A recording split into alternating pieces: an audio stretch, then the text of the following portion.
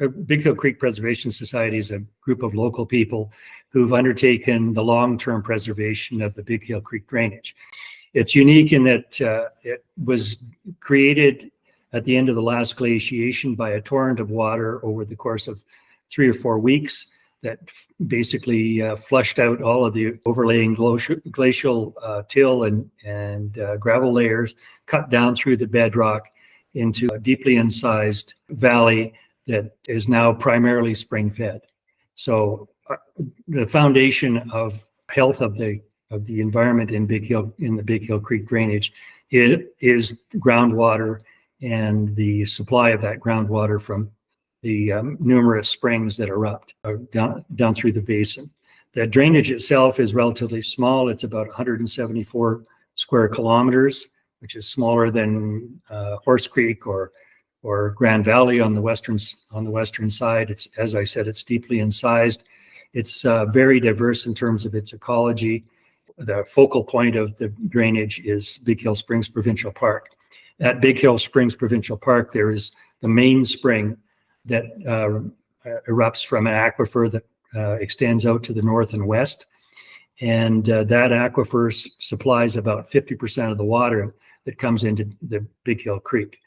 That water is very consistent in its quality and quantity, and it sustains the bottom up through all of the categories of the ecology that are experienced in the valley. And currently there are approximately 800 acres of lands adjacent to the park or immediately adjacent to the park that would be developed for gravel.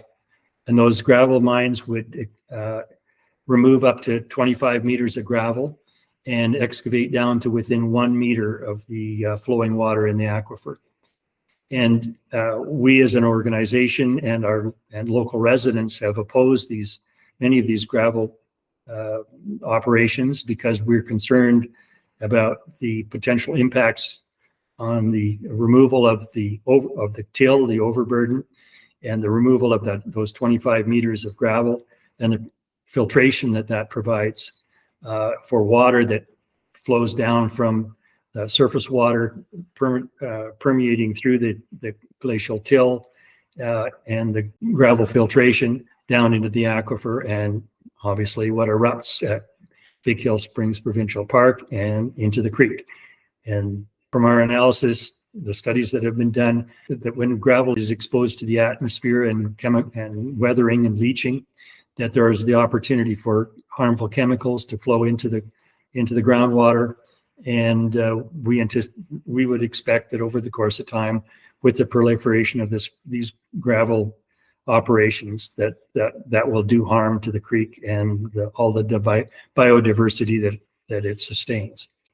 It's bordered on both sides by private lands, and so if people are inclined to walk up there, we'd encourage them to make sure that they respect that private land. It's only 70 acres. It sees 250,000 people a year or more. It needs to be recognized and it needs to be protected. It needs to be expanded because it's being loved to death. It needs further respect.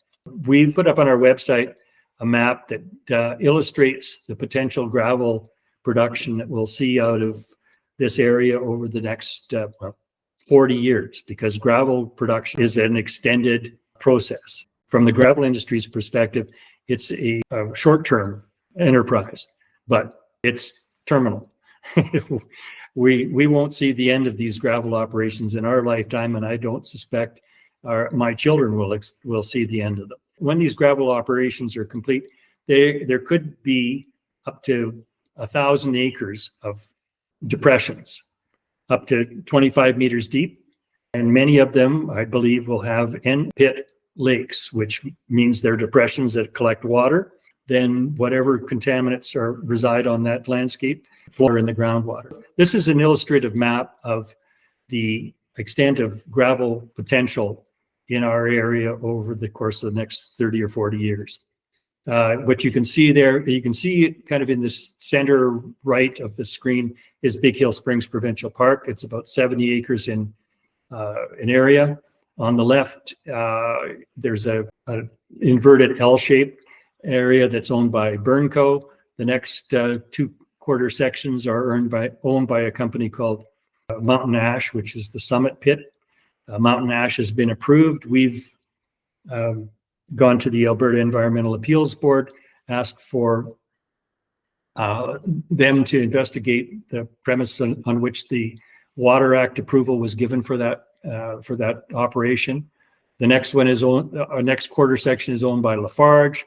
The next one is an operating pit that's owned by a company called Hillstone, and the one across 567 has been approved, and we opposed that at the Land and Property Rights Tribunal, and we're unsuccessful in having that set aside or mitigated in terms of its impact. And so that one will go ahead in the next little while. On the west side of Highway 22 is 2 quarter sections that were recently acquired by Heidelberg. On Cochrane West, I don't know whether you're familiar with this area. Cochrane West extends out across the Grand Valley area. The lands are owned or controlled by Burnco. They've received approval for 1 quarter section of gravel extraction there. They unsuccessfully applied for a redesignation for land use to Rocky View County for the remaining 12 quarters of land. Irrespective of that declination by Rocky View County, Burnco was successful in going to Alberta Environment and Parks and receiving a Water Act approval for that land. They now have the ability to mine.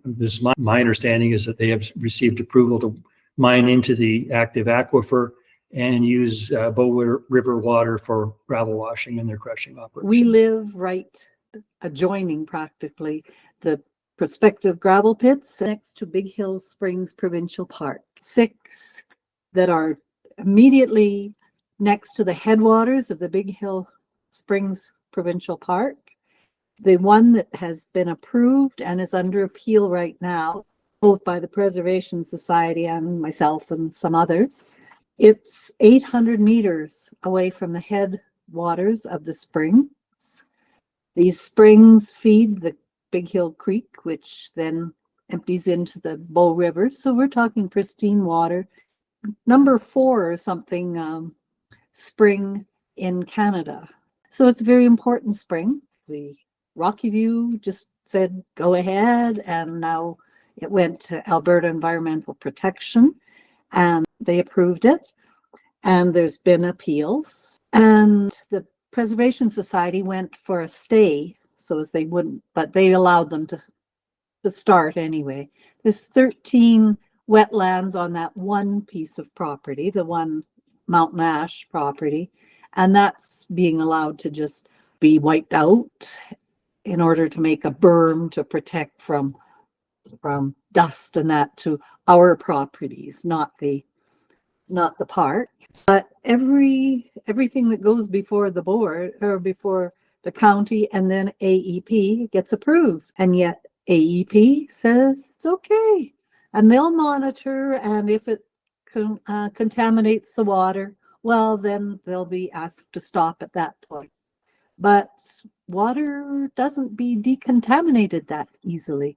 And the board has said that stopping Mountain Ash would be too sort of expensive or difficult for them or something. Like they shouldn't have started in the first place. They dug a berm and they said they couldn't allow a stay because they had already done the work. There was an ARP meeting, and then the county, the group was supposed to reach a consensus, and they only agreed on 3 points between the industry and them.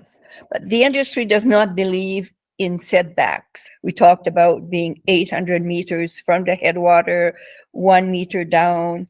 They don't believe in this. The group thought they should provide some money, increase the levy from 40 cents a ton of gravel, but give it to the groups. They don't want to support these groups at all. Also, there was no agreement at all on cumulative impacts. Interesting, as Rocky View County had done a biophysical attribute rating the biodiversity, the water, and so on in 2003. And this wasn't provided to the group or to the council.